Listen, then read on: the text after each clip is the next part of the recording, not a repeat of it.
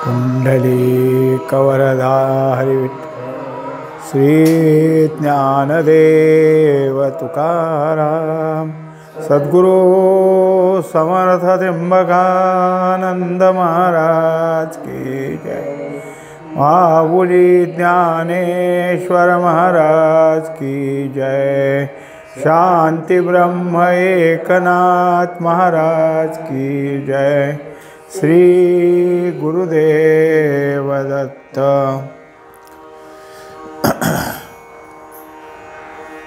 स्वात्मसुख 287 ओव्या झालेल्या आहेत।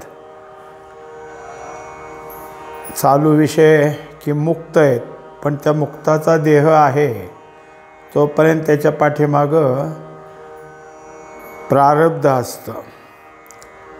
अविद्या जेथ नासोनी जाये, देह तेही अविद्या कार्ये, कारण नाशिलिया कार्य राहे, हे केवी घडे।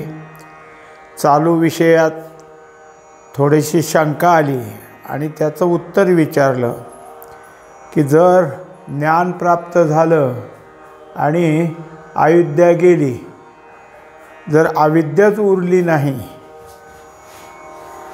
म्हणजेच जे काही अविद्येचं कार्य आहे ते उरलं नाही। कारण जर संपलं तर कार्य तरी कसं राहील? कार्य राहण्याचं काय आहे तिथं? वृक्षमुळी छेदिला जाये, आर्द्रता तात्काळ न जाये, तेवी अविद्यानाशे देह राहे, प्रारब्धावधी।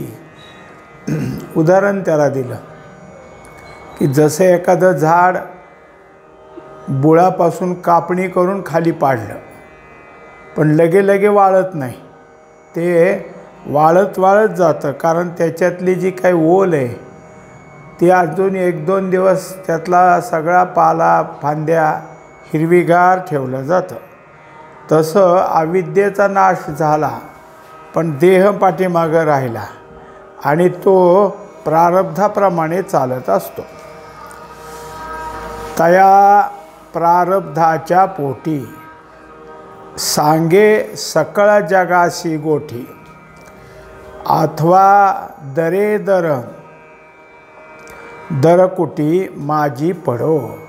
आता 2 गोष्टी तिथं होतील। एक काय आहे की त्या प्रारब्धामुळं जे कोणी भेटतील त्यांना तो काय आहे की ज्ञान सांगत राहील, लोकांच्या हिताच्या गोष्टी सांगल, कोण हा ज्ञानी आहे। आणि दुसरी गोष्ट अशी की प्रारब्धाप्रमाणे कोणी सांगायला कुठं नाही जरी भेटलं तरी काय त्याचं प्रारब्ध असेल तसं दारोदारी हिंडावं लागेल, कुठंतरी अज्ञातवासात तरी बसावं लागेल, काय त्याच्या प्रारब्धात असेल तसं त्याला वागावं लागेल। का आचरो सकळ कर्मे, का तटस्थ राहो निभ्रमे, ते प्राचीनची परिणमे तदनुरूपे। आता दुसरी गोष्ट काय की ज्ञानी आहेत, सगळं प्राप्त झालेलं आहे, ब्रह्मस्थिती आहे, पण जशी सामान्य माणसं आपलं दिवसभराचं कर्म करतात तसं ते कर्मच करतील। सकाळपासून संध्याकाळपर्यंत कर्म, कोणी भेटलं तर त्याच्याशी हे काम राहिलं, ते काम झालं, आता त्या कामासाठी पुढं जायचं आहे, अनेक गोष्टी तो कामाच्याच बोलल, एक ते तरी करील। नाही तर दुसरी गोष्ट काय आहे की भ्रमित माणसासारखं उगं बसून राहील, ह्याला कळतं का न कळतं का हा वेड आहे, काही कळणार नाही, असं स्थिर बसून राहील। जेथ बाध्य बाधकता फिटली, समूळा विद्या तुटली, तेवीची निर्विकल्प झाली समाधी सैरा। आता ज्याप्रमाणे एकदा त्याची काय आहे की बाध्य बाधकता, म्हणजे हे ते काही जे होत असेल पुढं त्याचं जे परिणाम उभा राहतो ते परिणाम निघून गेले। कशासाठी? तर त्या परिणामाला आपल्या ठिकाणी जाणीव करून देणारी अविद्या होती, ती अविद्या निघून गेली, आता तो निर्विकल्प झाला आहे। असं असून सुद्धा त्याची जी काय आहे समाधी, ती समाधी त्याच्याजवळ आहे, कारण तो निर्विकल्प आहे. मग समाधीची त्याची आताची स्थिती कशी असेल? ऐसी ज्यास समाधी अवस्था, भोग भोगोनी अभोगता, सकळ कर्मी अकर्ता तोच होय. आता तो जसं मांडी घालून कोणीतरी साधू समाधीला बसतात. काय त्यांना बसावं वाटत असेल तितका वेळ. कोणी सकाळी बसलं म्हणजे दुपारपर्यंत बसतं, कोणी त्यांच्या सवडीने बसतं, कोणी पहाटे उठून मग सूर्योदयापर्यंत बसतं. काय जे असेल ते असेल. पण ह्यांचं तसं काय बसून राहायची गरज नाही, सहज समाधी. पण त्या समाधीमध्ये त्यांच्याकडून काही भोग मिळाले, कोणाला त्याला बघायला काही दिलं, हे बघावं आमची अंगठी कशी, आम्ही कालच करून आणली, निरखून पाहतील. एखाद्याने काही सांगितलं, मी गाणं म्हणून दाखवतो, ऐकतील. काही खायला आणले पदार्थ तर खाऊन दाखवतील. म्हणजे हे भोग सगळे भोगतील, पण अभोगता राहील. कारण आपण काय करतो, फरक कोणता हे सांगायचं आहे. तर जे काही पाहू करू, इंद्रियांचा जो व्यवहार होतो ते आठवणीत ठेवतो.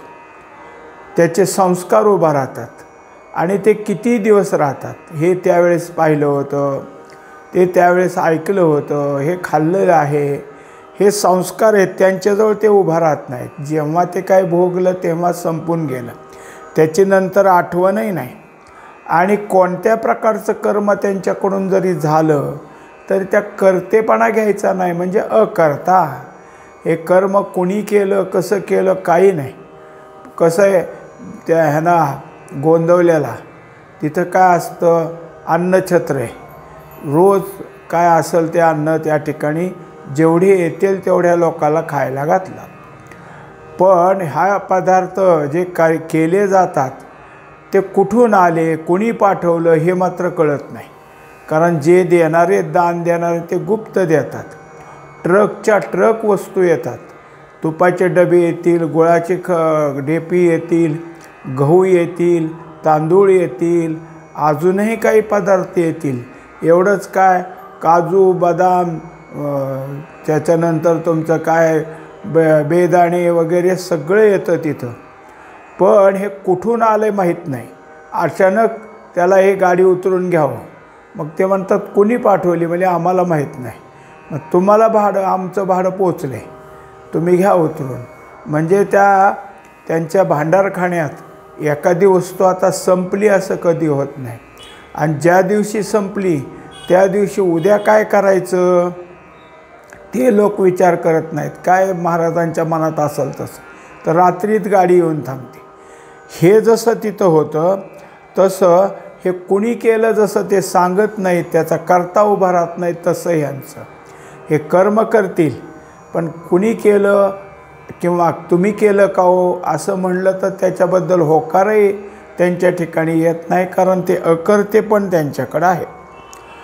तो इंद्रियाचेनी योगे, दिसे विषया परी लोटे निजांगे, परी निसंगता संयोगे भंगो नेदी. आता त्याच्या ठिकाणी काय आहे, सामान्यच वागायचं म्हणल्यावर तुमच्या आमच्यासारखंच.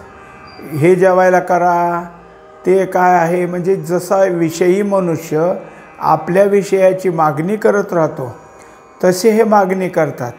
पण हे सगळं प्राप्त जरी झालं असलं तरी निसंगता, म्हणजे त्यांच्या ठिकाणी ह्याचा संयोग होत नाही. जो विषय उपभोगला आहे त्या विषयाचा संयोग नाही, त्यामुळं त्याच्या ठिकाणी काही नाही. जसं एखादा झोपीतला मनुष्य आहे आणि त्याच्या ठिकाणी काय आहे की काहीतरी उश्याला घ्यायचं, झोप लागलेली, अंधार पडलेला, म्हणून काहीतरी दिसतंय म्हणून त्याने उश्याला घेतलं आणि ते निसटायला लागले की ओढून धरायचा आणि झोपायचाच. सकाळी जागा झाल्यावर आपल्या उशाखाली काय होतं बघितलं तर सर्प होता. जवळ असून त्याला काय झालं, झोपेमुळं कळालं नाही, म्हणजे तो झोपीत आहे.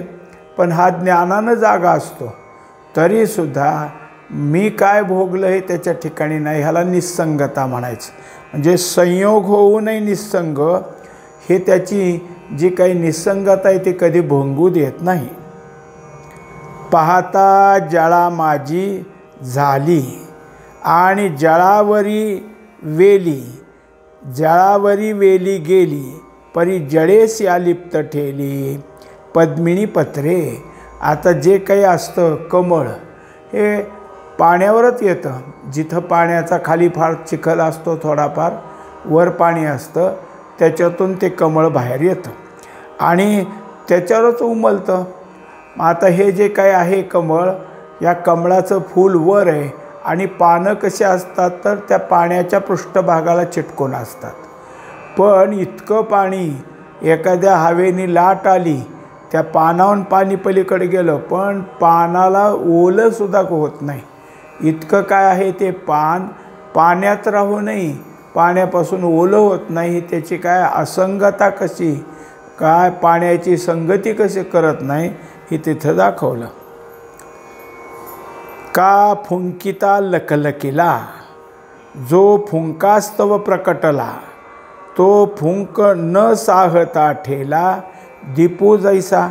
आता त्याच्यानंतर काय आहे की काही एक असा प्रकार घडतो की कधी कधी काय आहे, दिवा लावलेला आहे, पण आता झालं आपलं काम म्हणून तो दिवा विझवायचा आहे आणि त्याच्यावर फुंकर मारली, कशासाठी, ज्योत विझून जावी म्हणून. पण काही जरी झालं तरी तो अधिक फुलला पण विझला नाही. म्हणजे जी ज्योत विझल्यासारखी होता होता परत अजून प्रज्वलित झाली. अधिकच फुलला पण विझला नाही. म्हणजे ज्यानं जे कर्म करायचं ते करण्याचा हेतू होता. कोणता हेतू होता? आता ही ज्योत विझवून टाकायची म्हणून फुंकर मारली. पण एवढ्याने सुद्धा ती ज्योत तशीच राहिली. उलट ती काय असतं, कधी कधी समयीची वात असली म्हणजे मग ती मागं राहायला लागली की दिवा कमी होतो. थोडंसं पुढं सरकवली वात म्हणजे अजून मोठी होते. असं करत करत पुढच्या बाजूला जळालेल्या वातीची एक काजळी येत असते. मग ते कशाची तरी काडीने वगैरे खाली पाडली की पुन्हा ज्योत चांगली होती.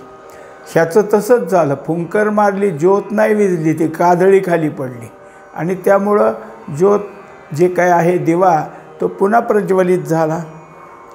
तैसी कर्मास्तव उत्पत्ती आणि कर्माची झाली परमप्राप्ती त्या कर्मा माझी वर्तती निष्कर्म होऊनी. असे पूर्वीसुद्धा ज्ञानी राजे होऊन गेले. सगळा राज्यकारभार करायचे, सगळं कर्म यथास्थित करायचे, प्रजेला काय लागतं काय नाही सगळं त्यांनी पाहायचं आणि हे सगळं करून त्याहून आलिप्त काय आपण हे केलं असं नाही. एकदा असंच झालं, जनक राजा ह्यातलाच. जनक राजाने सगळं काही करायचं पण मी करताय कधी उभा राहू दिलं नाही. पण त्यांच्याच राज्यात भगवान श्रीकृष्णाच्या अवतारात ते अर्जुनाला घेऊन गेले आणि एका गल्लीत रथ नेऊन उभा राहायला. एक छोटंसं छपरी घर, बारीकसं छप्पर तिथं, त्याच्यात आत गेले. कोणीतरी एक डोळे झाकून बसलेले, त्यांचे शेजारी त्यांची पत्नी. श्रीकृष्णाने गेल्याबरोबर त्यांना दंडवत घातला, साष्टांग दंडवत घातला. अर्जुनाला वाटलं कोण आहे काय, की मग अर्जुनाने तेच केलं. भगवान श्रीकृष्ण अत्यंत नम्रपणानं पुढं बसले आणि त्यांचं आपलं बोलणं चालू झालं. ते त्यांना बोलायला लागले. पण हा रथ इथं आला आहे म्हणजे द्वारकेचा राजा आला आहे म्हणून जनकाला सांगितलं. जनकाला वाटलं एवढा मोठा राजा, नाव आहे त्याचं किती, आपण सामोरं गेलो नाही, त्यांचं काही आदर सत्कार केला नाही. पण राजा कोणाला बरोबर घेतलं नाही, स्वतः धावत धावत धावत तिथं आला आणि बघितलं तर हे असं खाली बसलेले आहेत. हे मांडीवर मांडी घालून बसलेत. श्रीकृष्ण परमात्मा खालीच जमिनीवर. त्यांनी पाहिलं, म्हणले कोण आहे ते? म्हणजे तुझ्या राज्यात असून तुला माहीत नाही? अरे खूप महान साधू आहेत. मग जनक म्हणला चुकलं, माझं चुकलं. वास्तविक माझ्या राज्यात माझ्या राजधानीत आहे तुम्ही. तुमचे विचारपूस तुम्हाला काय कमी जास्ती बघायचं मी कधी बघितलं नाही, चुकलं.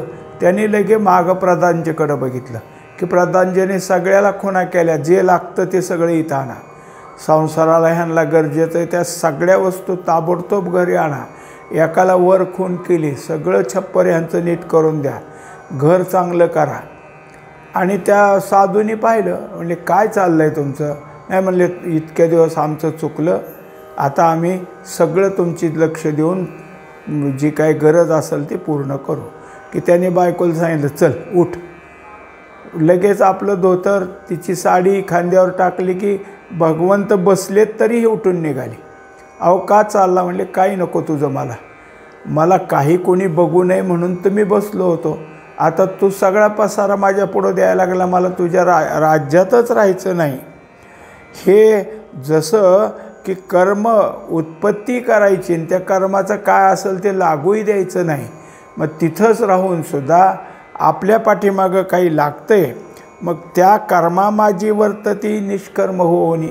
आता हे त्यातनं निघून गेले बाजूला. हे जसं आहे तसं भगवंतानी ह्याच्यामध्ये सांगितलं आहे, ज्ञानेश्वरीत आलं आहे की ते वर्तत दिसती देही परी देही ना माझ्या ठाई आणि मी तयाच्या हृदयी समग्र असे. म्हणजे ते सगळीकडे फिरलेले दिसतील पण ते माझ्याच ठिकाणची भक्ती करतात. त्यांच्या अंतःकरणात मीच आहे, संपूर्ण मी त्यांच्या ठिकाणी आहे. म्हणजे त्यांच्या अंतःकरणात दुसरा विषय नाही. तो व्यवहारी होऊनी ताटस्थ्य राहोनी जनी परिस्थिती अधिक उणी बोलोची नये. तेव्हा ते व्यवहार करतील, देणं घेणं करतील किंवा तटस्थ राहतील. कोणतं काय त्यांची कशी स्थिती त्यांनाच, आणि त्याप्रमाणे त्यांच्या परिस्थितीत काही कमी असेल काही जास्त असेल, पण कोणालाही आमच्यासाठी एवढं करा, आम्हाला हे कमी पडले किंवा आम्हाला तुम्ही द्या काही आणून, कधी काही मागणार नाहीत.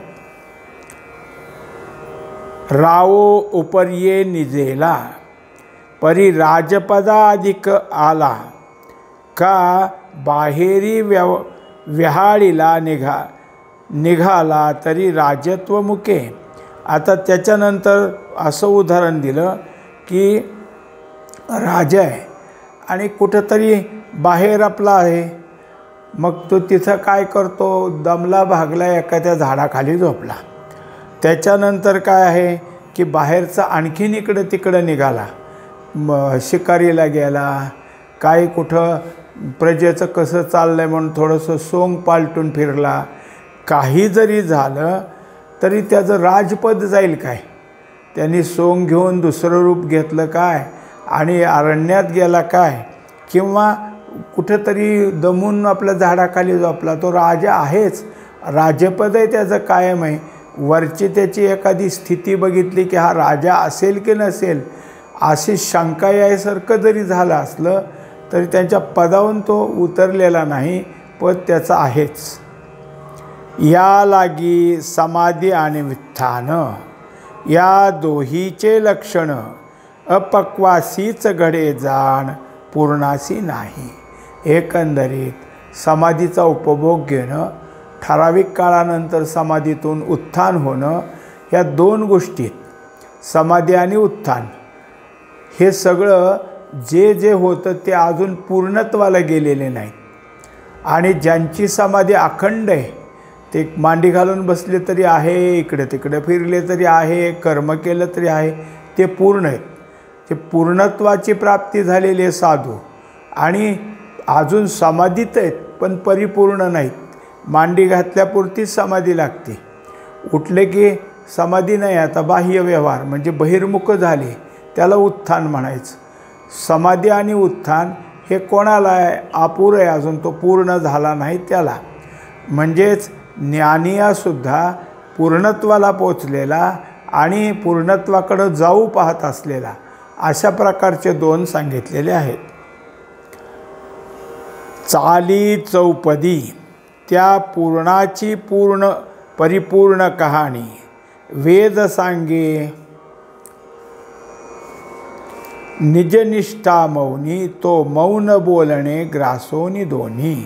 आता दुसरी गोष्ट काय आहे की काही असं आहे की बोलायला लागला म्हणजे खूप बोलतो, त्याच्या ठिकाणी बोलणं म्हणजे खूपच, आणि मग काही सांगत असला तर परिपूर्ण कहाणी.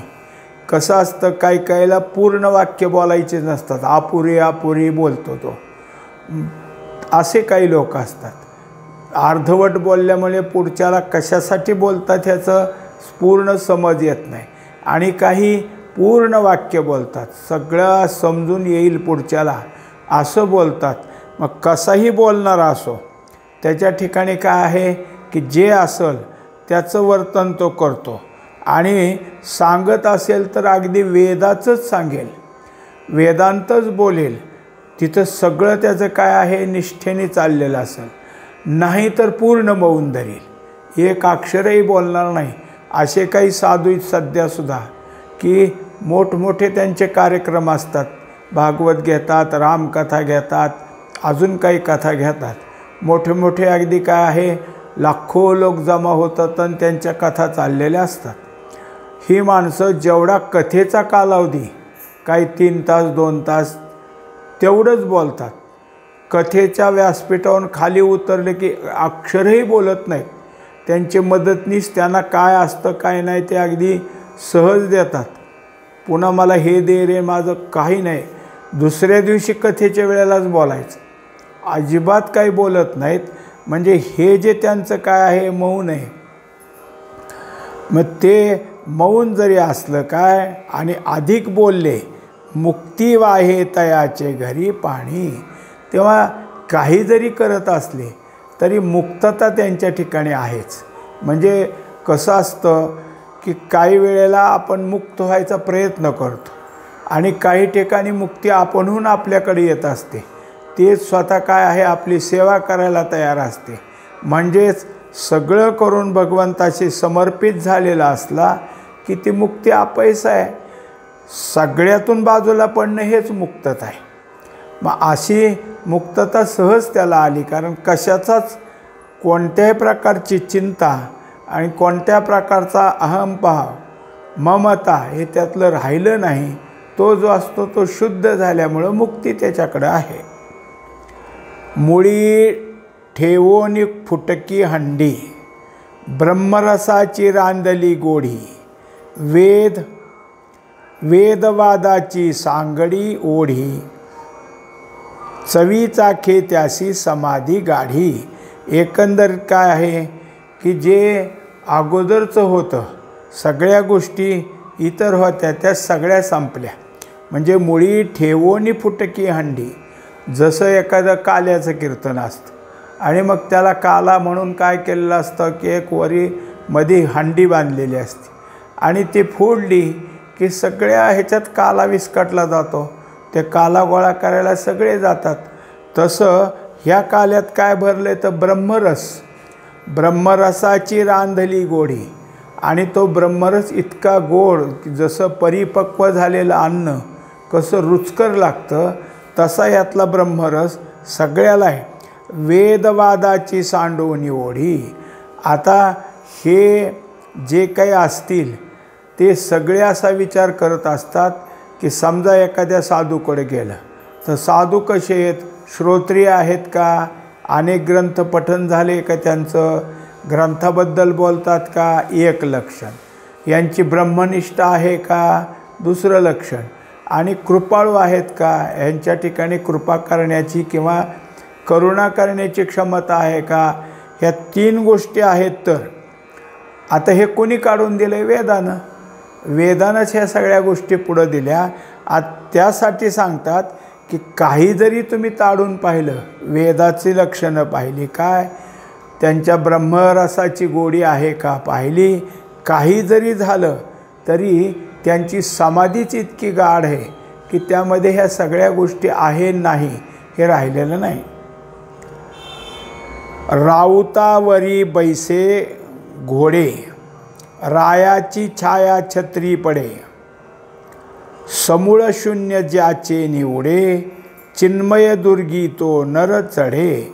आता त्याच्या ठिकाणी कसं झालं तर जसं आत्तापर्यंत आपल्याला काय होत होतं तर ज्ञानाचे विपरीत दशा भोगत होतो. आता त्याच्या ठिकाणी जे बाहेरचे रीतिरिवाज असतात ते रीतिरिवाज सोडून देऊन दुसरं काही जरी झालं, मनुष्य काय करतो की घोड्यावर बसतो, त्याला घोडेस्वार म्हणतात. हा घोडेस्वार म्हणजे तो राऊत. घोडाच त्याच्या अंगावर बसला, एक दाखवलं. दुसरी गोष्ट काय की राजा जिथं चालतो त्याच्या डोक्यावर छत्र धरलेलं असतं. आता हे छत्र राजाची सावली त्या सावलीवर धरलं आहे, म्हणजे राजावर नाही, इकडं सावलीवर धरलं.